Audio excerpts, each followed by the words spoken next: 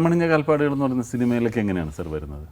ഇല്ല, അത് ഇത് നെടുമണിഞ്ഞ കാൽപ്പാടുകളാണ് എൻ്റെ ആദ്യത്തെ പടം. അതെ, രാമുകാരിയായിട്ട് തുടങ്ങിയ ആൾക്കാർ, ടി കെ പെരിക്കുട്ടി, ആർ എസ് പ്രഭു, അടൂർ ഭാസി, ഇവരൊക്കെ കൂടി മുടിയനായ പുത്രൻ്റെ അവാർഡ് വാങ്ങിക്കാൻ ഡൽഹിയിൽ വന്നപ്പോൾ അവിടുത്തെ മലയാളി അസോസിയേഷൻ അവർക്ക് റിസപ്ഷൻ കൊടുത്തു.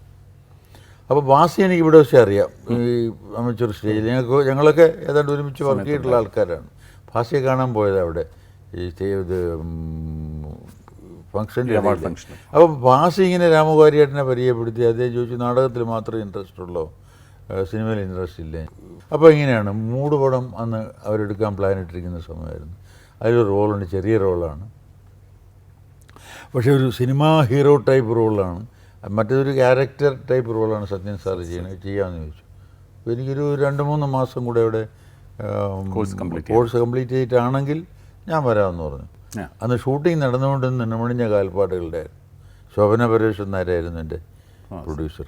അവരുടെ സെറ്റിലാണ് എന്നെ ഈ മേക്കപ്പ് ടെസ്റ്റിന് കൊണ്ടുപോയി. അപ്പോൾ അവിടെ ടെസ്റ്റ് എടുത്തു.